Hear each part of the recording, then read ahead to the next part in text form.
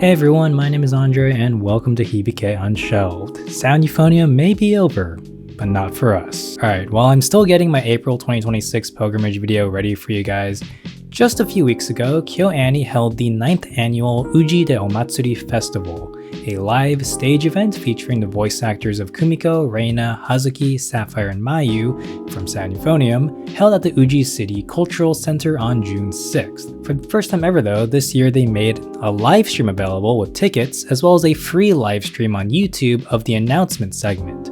It was a fun little event. I wish I got to go in person, but I really appreciate KyoAni going to these new lengths to make these kinds of events accessible to more people, including those of us overseas. Anyway, from this event we got a brand stinking new key visual and the so-called main trailer for the final movie Part 2. So it's time to go into analysis mode for potentially the final time and dig up all the secrets and hidden details we can find about this final Sound Euphonium movie. And trust me, there is a lot to talk about this time. But before we do, I just want to thank you all for liking, subscribing, and supporting the channel with the links below. Alright, without any further ado, let's look at the new key visual first. So here's the key visual.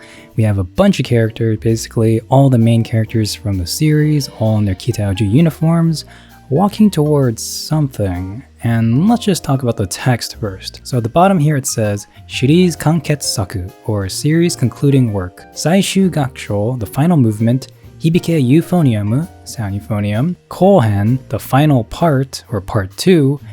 And then 2026 9/11 Roadshow. So yes, as we know, the movie is coming out on September 11th, and the tagline on this key visual says そして最後の曲が始まるのです, which is of course a reference to Kumiko's final line in every episode of the show. そして次の曲が始まるのです. But this one is, and so the final piece begins. Alright, let's take a deeper look into this key visual. So here's the version of the poster without all the text. And first off, I want to point out that in the four corners of the poster, you can see the 4 seasons represented. So we have the summer leaves, the spring cherry blossoms, the fall autumn leaves, and the winter snowflakes. So we have the 4 seasons of a full year, which of course is a reference to the competition piece Hitotose no Uta, and also, represents the 4 seasons of high school, the 4 seasons of adolescence, of youth, all the ups and downs and changing seasons of Kumiko's life. And speaking of Kumiko though, right at the center there we have Kumiko being the only one holding a graduation diploma and wearing a graduation corsage. And she's also the only one looking straight at the camera, which makes me think that this scene is probably all happening in Kumiko's mind. She's imagining all her senpais, all her kohais, all her classmates from every year, all at KyoAni at the same time, wearing their uniforms and moving on towards the next chapter of their lives. And we know they're at KyoAni right now because the tiles we see here are of the KyoAni courtyard tiles. And I like how they arranged all the characters here. All the key cast members from every year are lined up within their own year. So at the bottom here with the green ribbons, we have Asuka's year with Aoi senpai, Kaori senpai, Asuka senpai, Haruka senpai. And this character, we'll talk about them in a minute. Then we have Natsuki's year here with the blue ribbons. We have Kabe-chan senpai, Natsuki senpai, Yuko senpai, Nozomi, Mizore, Goto, and Riko. And Goto and Riko is really interesting to me because along with Aoi senpai, I don't think any of them showed up in season 3, so I would love to see them show up in this final movie. I think that'd be really great and also really meaningful to Kumiko specifically.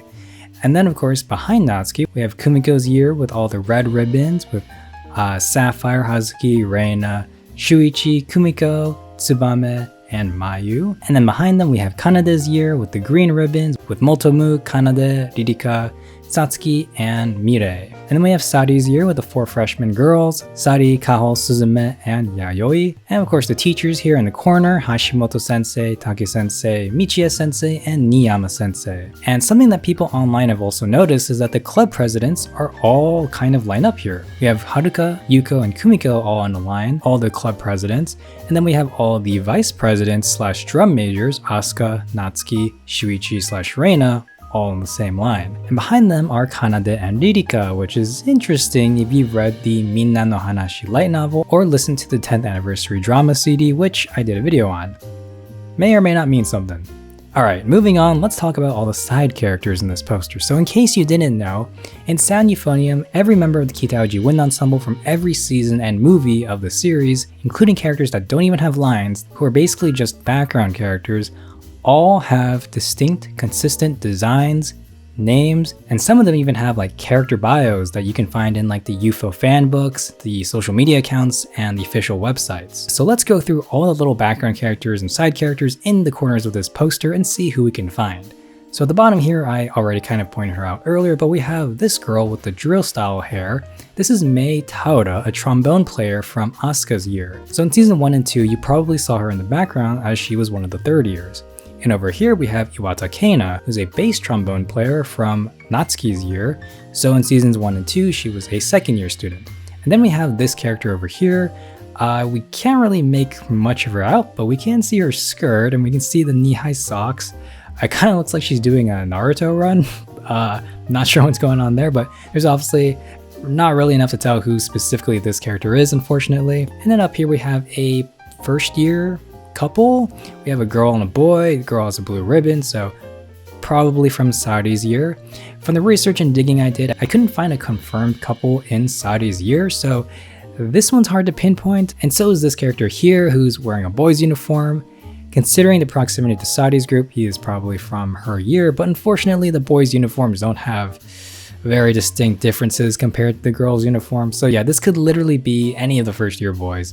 I have no idea. And then on this side, this is kind of interesting because this character we see quite a bit of. We don't see their face, but we see that they have long grayish brownish hair, they have a green ribbon, so they're probably in Kanade's year or perhaps in Asuka's year, but this doesn't actually match up with any characters that I could find. But then up here, for those of you with keen eyes and keen memories from the final episode of season 3, you might recognize this foot as belonging to the future Kumiko sensei. So going back to this girl, one theory could be that she is one of the students that Kumiko was teaching in that epilogue. Anyway, another thing I'm curious about with this key visual is that it looks like a piece of a much larger key visual. Like maybe this is just the center image in like a full tapestry that showcases every member of the Kitaoji High School band for all 3 years. And maybe they'll be releasing the different pieces of this key visual over the next 3 months before the movie comes out, kind of like how they did with one of the City the Animation key visuals. But at the same time, I also can see this as a complete key visual, so maybe not. But anyway, that's all I have to say about the key visual. I've already been talking about this for like 10 minutes, so let's move on to the trailer. I think what's cool about this trailer actually is that all of the dialogue is brand new, and there's a lot of performance footage as well, and also a few very interesting images in this trailer as well that I really want to talk about. Alright, let's just go bit by bit. Let's start with the first piece of dialogue. 絶対全国へ行く。そう願いを口にしたのはいつだっただろう。初めてユーフォニアムに触れたのはいつだったろう。 So yeah, so these two lines from Kumiko and Mayu are all new, I believe. I don't think these were in any of the last couple episodes of season 3, which is what this movie would be covering. This is obviously showcasing the Kumiko versus Mayu conflict and their different focuses. Kumiko is focused on nationals, Mayu is so focused just on being able to play her beloved instrument, the euphonium. And this is also interesting because I think this might be, unless this is Mayu saying this to somebody, it sounds like this might be the first piece of inner monologue that we've ever heard from Mayu. Usually we only really hear Kumiko's inner monologue. Now let's talk about all the shots in this little section of the trailer. First up, the shot with the bird flying into the sky, that's from season 3 episode 13 during the Nationals performance. Then we have this shot of elementary school Mayu. This is another angle of the same scene from the first trailer. And then we have these two performance shots. Now they're either from the final movie part 1 Kansai performance, or they're new shots of the Kansai performance or the Nationals performance made for this movie. But either way, neither of these shots exist in the TV version, and actually, all the performance shots throughout this entire trailer seem to be new. Now I really wish I could verify if any of these shots were in the final movie part 1, but unfortunately I don't have access to that footage right now, so I can't really check. But I can confirm that some of this footage, just from analyzing the backgrounds, take place during the Kansai competition, and some of these clips take place during the Nationals competition. 私たちの中にはいろんな思いが息づいていて、So this piece of dialogue is also new, I believe. Kumiko highlighting the idea of all the different people coming together to form one ensemble and moving towards one goal. And then this shot of Kumiko leaning way into her eye. Again, this is a performance scene from either Kansai or Nationals, but it is new. And then the Kita-Uji Quartet photo is from season 3, episode 13. During the seniors tree planting ceremony, I believe Mayu takes this picture.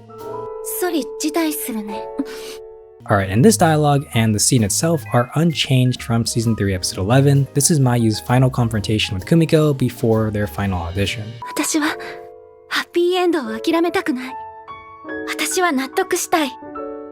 So this line from Mayu is also brand new. It's another plea from Mayu to Kumiko, I believe, and while she's saying that, we see a flashback to her sad ending with her middle school friend.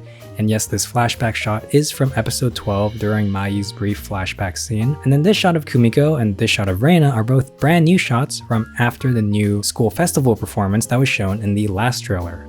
And then this shot with the balloon is new, but also it was the same shot that we saw in the previous trailer.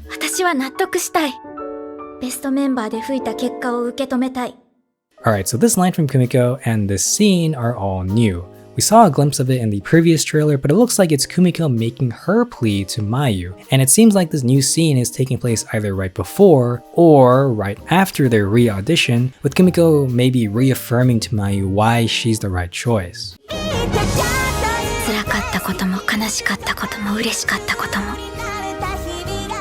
Alright, so this section has a bunch of new stuff. So, okay, first up, the dialogue. Kumiko's new line about the pain, the heartbreak, and the joys. It still feels like maybe this is from Kumiko talking to Mayu, maybe, talking about all the ups and downs of bands and how we have to cherish all of them. We have a confirmation from the bottom text here that the theme song for this movie is going to be Re-Coda, which was the season 3 opening, but this is going to be the final movie version. So a brand new version of Re-Coda. So I'm very excited to hear what that's going to sound like in full. Now let's go through all the shots here. All of them are new, starting with this shot of a theater. This is the Kansai Competition Theater. The text says, "I want Kita-Uji's sound to resonate."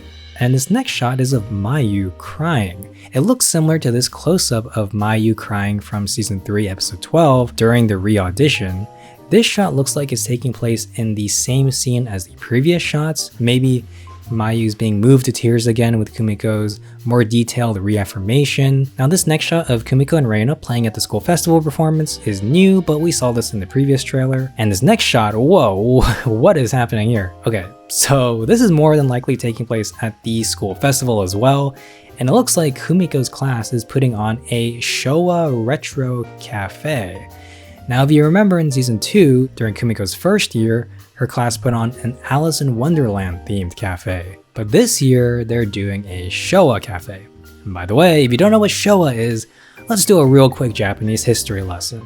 So the Showa era of Japan spanned 1926 to 1989 during Emperor Showa's reign. But typically, when we're talking about Showa nostalgia or retro Japan stuff, we're really talking about the post-war period from the 60s to the 80s, where there was really rapid economic growth in Japan and a boom in pop culture and fashion and stuff. So, some of the things that define the Showa era as far as pop culture goes include like tokusatsu, so stuff like Godzilla and Ultraman. This is also the rise of video games like Pong, Pac-Man, the rise of Nintendo and the Famicom and Mario. This is also the heyday of city pop music and the beginning of idol culture. And of course, this is the beginnings of the huge popularity growth of anime and manga with stuff like Astro Boy, Lupin III, Gundam, Dragon Ball, and of course, the Showa era is also famous for juvenile delinquency, and specifically female delinquents were called sukeban. And that's what Kumiko, Hazuki, and Sapphire appear to be dressed as, Showa era sukeban. Now a lot of people are also thinking that maybe this is even a direct reference not just to sukeban, but to a franchise called Sukeban Deka, which started as a manga series, eventually became an anime series and a live-action television series. And if you look at Sukeban Deka 3, the third live-action series, there is a trio of characters called the Kazama sisters, so this is potentially a direct reference to that. So anyway, this looks like a very fun little scene. I'm very curious to know what the other classmates in Kumiko's class are dressed as, particularly Mayu and Tsubame. Obviously, there's a lot of different aspects of retro Showa nostalgia that they could pull from, not just sukeban. Anyway, the next shot is from either Kansai or Nationals, and then we have this text that says, "For the sake of this performance." そうは一度きり、これまでのすべてをぶつけてください。金賞取りましょう。 Okay, so this line from Reina is new, but it sounds very similar to her national speech from season 3 episode 13. So it could just be a rewritten version of that. Or perhaps this is actually a completely new scene. And then all these shots here are brand new. The performance shots, again, as I've said, are either from Kansai or Nationals, and this is a new shot of Reina. So again, this could be a redone version of her Nationals speech or a different scene altogether.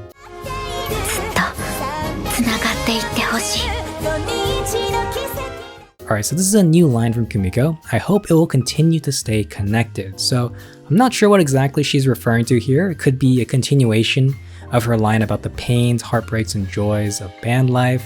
It could be a continuation of that line about wanting Kitauji's sound to resonate.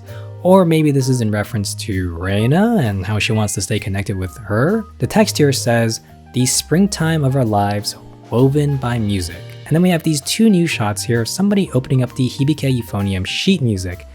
I assume it's Kumiko, but who knows? The more I look at it, the sheet music looks pretty old, so maybe this could be a flash forward to the future. Maybe one of Kumiko's students found this notebook.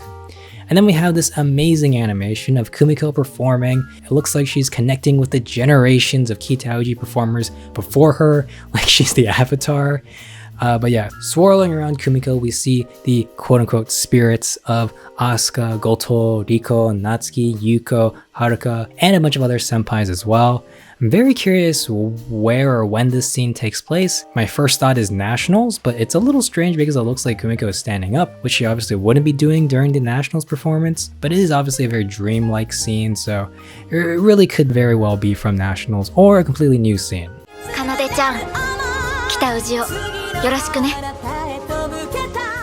So this line is obviously new and maybe the most interesting line of the entire trailer, so this definitely sounds like this is a post-Nationals conversation with Kanade.